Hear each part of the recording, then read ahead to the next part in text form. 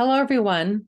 In this video, we're going to introduce a new unit called Work, Power, and Energy. This particular lesson is going to be about work. So I have a picture here that's supposed to kind of like stand for our entire universe. And we know that in our entire universe, conservation of energy holds true. We know that energy is measured in joules, and that the total energy in our universe is then fixed or constant. So however many joules we have, we keep turning it or transforming it into different types of energy, but the total amount of energy or joules remains the same. So here's the new part. Energy comes from work. So where did we get the joules for our universe? So the joules for our universe had to have come from somebody or something doing work, because work is also measured in joules. And however much work that you do is how much energy that you get. And so somebody did joules of work and gave our universe so many joules of energy. So in this particular lesson, we are going to be focusing on how do you figure out how many joules of work is done in a certain situation. Now, that said, I want to say that it's impossible to figure out how many joules of energy we have in our entire universe. And we have no idea where our universe got the joules from. Did somebody or something do work? I don't know. That's one of the question marks in physics. All right, but let's focus on work. So I'm just going to give you some different definitions of work. So you can think about work is what gets done. At the end of the day, what gets done. In physics language, we would translate that into work is what is accomplished by the action of a force as it acts through a distance. And then we can take that same statement and write it in even more physics detail. And this third statement is the actual definition of work. Work is the product of the force that's in the direction of the displacement and the magnitude of the displacement. Let me say that again.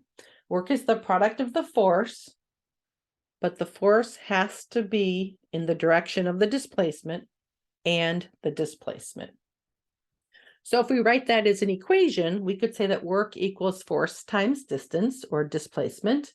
And the units, work will be in joules, force has to be in newtons, and the distance or displacement has to be in meters. All right, so we have to be able to differentiate in physics when work is done and when work is not done. So I have some examples here. It says, in which of these examples is work being done on the mass? And if work is being done, who or what is doing the work? I'm going to switch to doing the notes on my paper now so I can draw pictures with you. All right, so our first example is somebody pulling the mass. So let's say that we have a mass here like this, and that somebody is pulling it with a force. So back in the force or dynamics unit, we might have labeled that as FA. So is work being done? Yes, work is being done. How do I know work is being done? Because I have a force. So work is being done because I have a force. And it's being pulled in the same direction that the object would be moving, and so work is being done. Who is doing the work? That person is doing the work. All right, the next one is dropping the mass. So I take the mass and I drop it and I let it fall to the ground. So here's the mass and I let it fall to the ground. So is work being done? Yes, work is being done because there is a force. There's the force.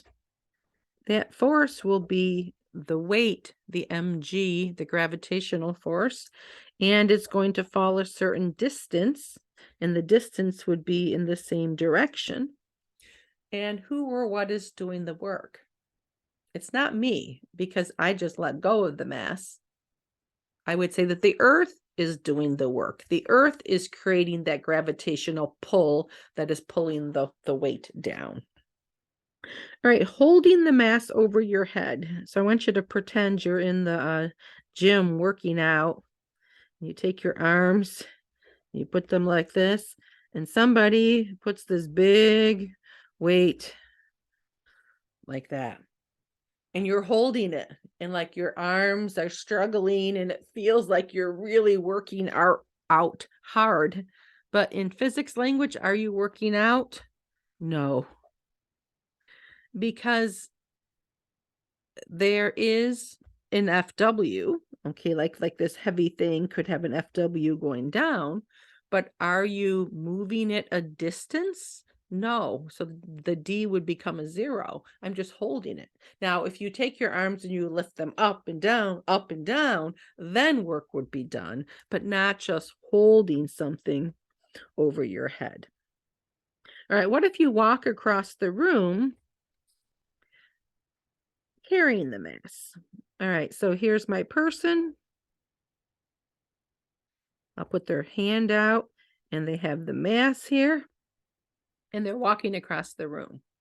So the FW on the mass is straight down, but they're walking across the room, so the displacement of the mass is in the horizontal direction, and the F and the D have to be in the same direction in order for work to be done. So no work is done in that situation. And then the last one is spinning the mass on a string over your head. So this is kind of like going back to spinning the stopper over your head, like centripetal force that we talked about. But this time we take that little mass, we tie it on the string, and we swing that over our head. So I'm just going to draw a picture of the mass swinging over our head like this. And that mass does have FW. And look at the D, the direction of the displacement. So at first it's going this way, and then the mass gets over here, and then it's going this way, and then it's going this way. But the displacement is always tangent to the circle. And the point being is that the F is not in the same direction as the displacement. In fact, the net force acting on the object, if it's in circular motion, is actually towards the center. And however you look at it, there's no situation that the F and the D are pointing in the same direction. So no, work is not done. All right, let's now look at another example here. I want to point out that when we have a new variable, we always have to kind of like pay attention to, is that new variable a vector or a scalar? And work is a scalar. And what that means is that work doesn't have a direction. And since it doesn't have a direction, work can sometimes be positive. That would imply a positive x direction, and work can be negative. So I take that back. It's not indicating the direction, it's indicating what's happening to the joules. So if work is positive, I am gaining joules, and if work is negative, I am losing joules. So work is a scalar, and it does not have a vector direction attached to it. All right, so I want to do an example here to show you that when you do problems or problems involving work, you have to read the question very carefully. So here's my example. It says a student pulls a box across the floor with a force of 10 newtons. The frictional force acting on the block is 5 newtons or 4 newtons, and the box moves 5 meters. All right, so let's draw that free body diagram. So I have a table. At one place I called it a box, and the next time I called it a block. All right, so I'm going to turn it into a dot, and we're going to pull it across the floor with a force, I'll call it an FA, an applied force of 10 newtons. And friction is going to act against me, and friction is going to be 4 newtons. And the box is going to move a distance of 5 meters. Distance of 5 meters. All right, first question that somebody could ask you. I'll call it, there's question A, there's question B, and there could be question C. All right, question A. How much work does the student do on the box? And you say work is force times distance, but I'm talking about the student. So the student is pulling with 10. So the student's pulling with 10, and the distance, the box is going to go 5 meters. And so the student does 50 joules of work. Or a question could ask, how much work does the frictional force do on the box? So friction. So that's going to be 4. Oh, but that's happening in the opposite direction as the displacement. It's still considered the same direction, meaning that it's in the x direction, in the x-axis direction, horizontally. But friction is acting against me. So this is negative 20 joules. So this is what I mean by that work can be negative.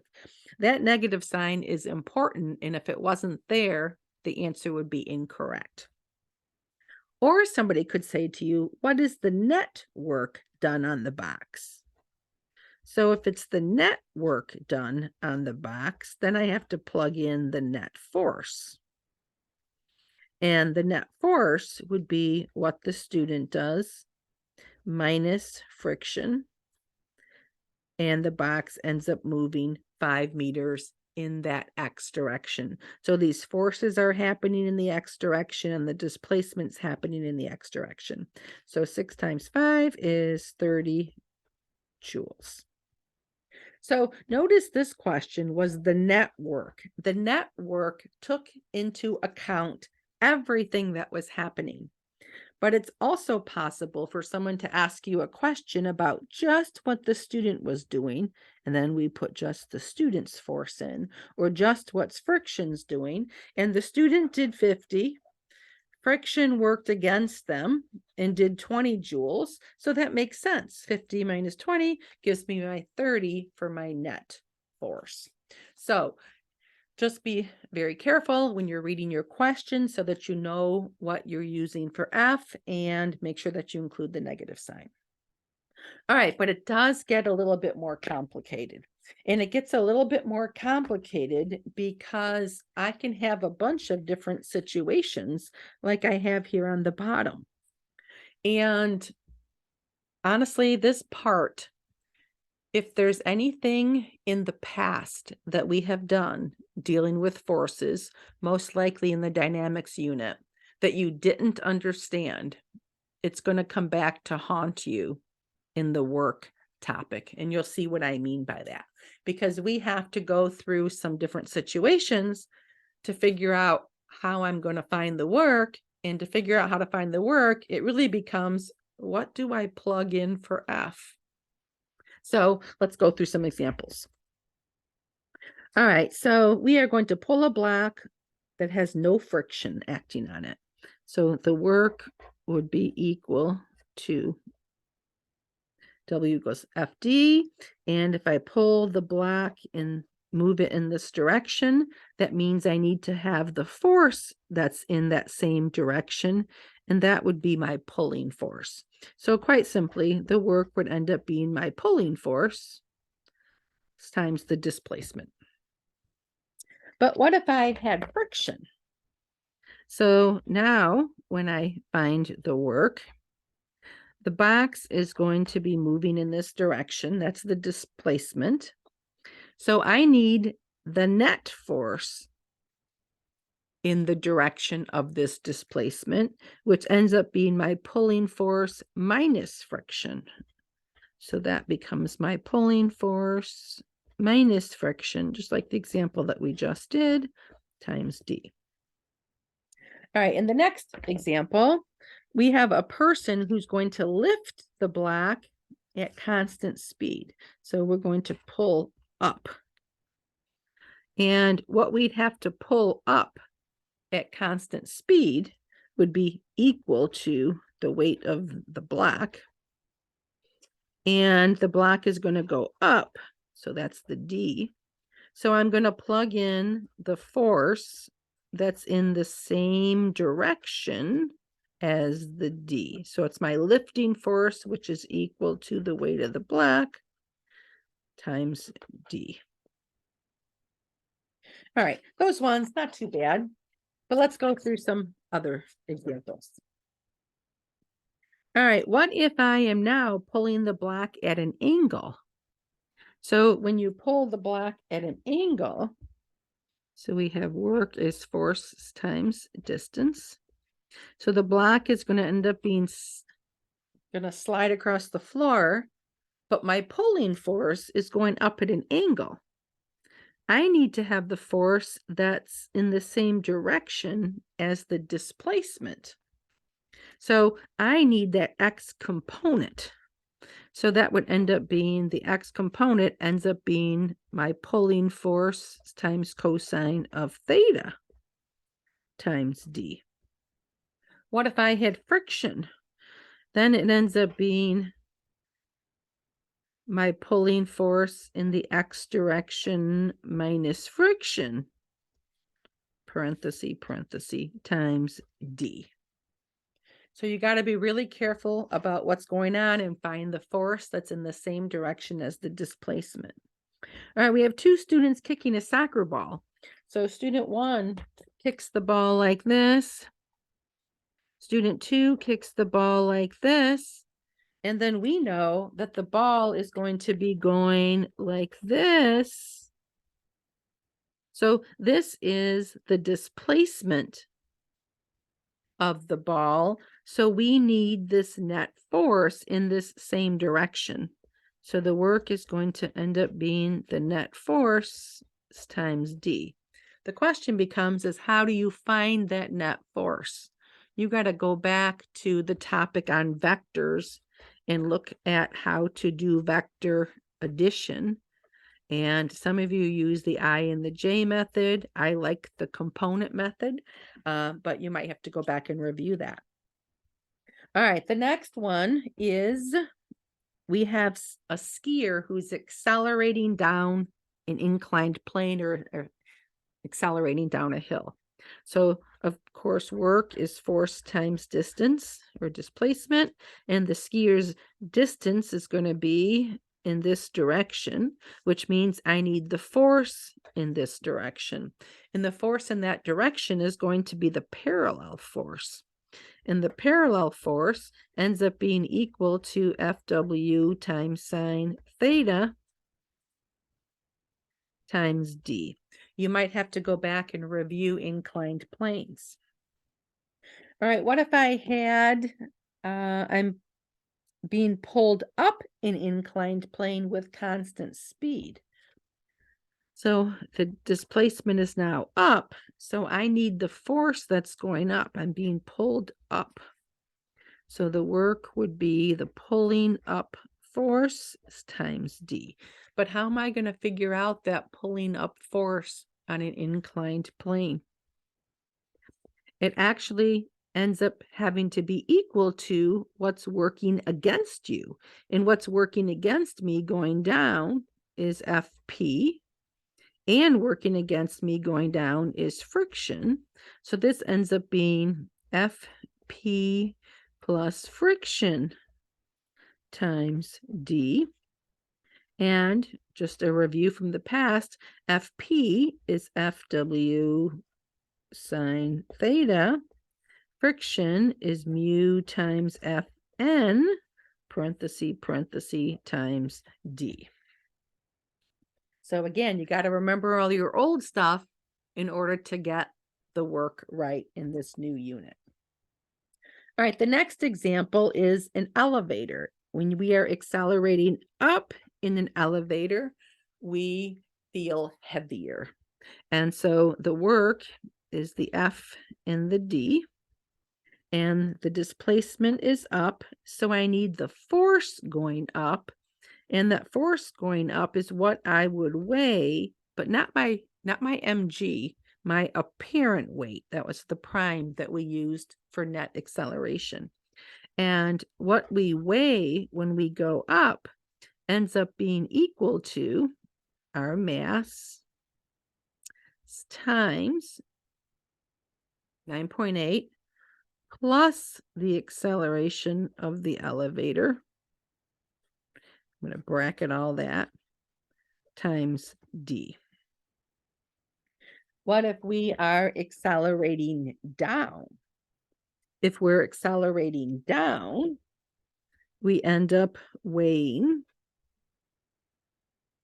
Our weight will change. We get lighter times the d. So we're looking at the displacement down and what we would weigh when we're going down.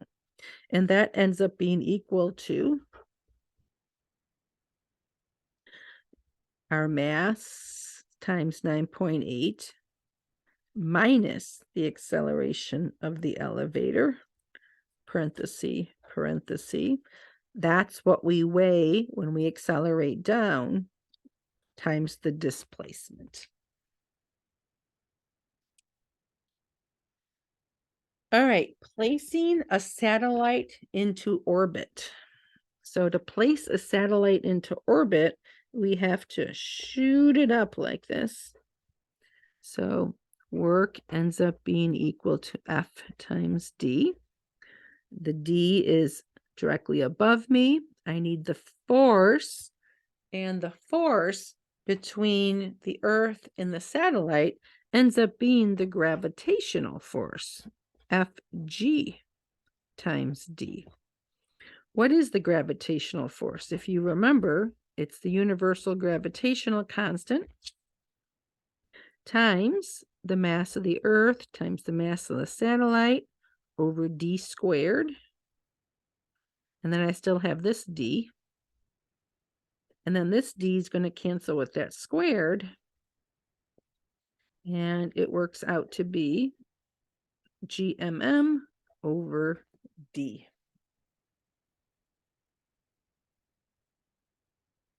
If that has been on my screen the whole time. Okay.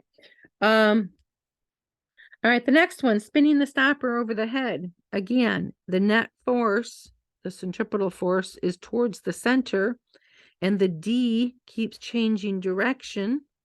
So quite simply, if something's in circular motion, someone's trying to trick you, because when you have to calculate the force, the F and the D are never in the same direction, so the work is equal to 0.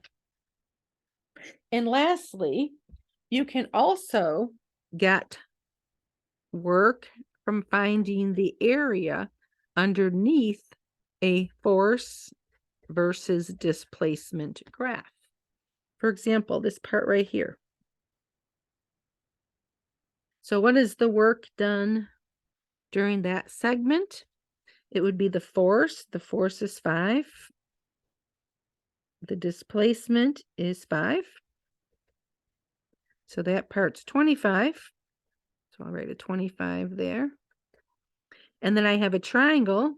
So the work is going to be equal to 1/2 the base times the height.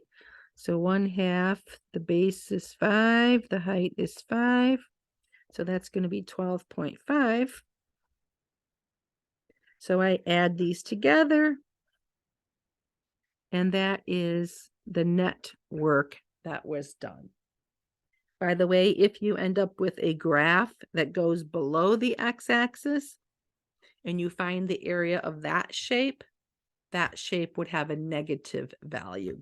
So above the x-axis is positive and below the x-axis is negative. All right, I hope that gave you enough examples that you are able to successfully do your homework. Again, the hard part is you have to know your old stuff in order to be able to get the work correct. All right, good luck.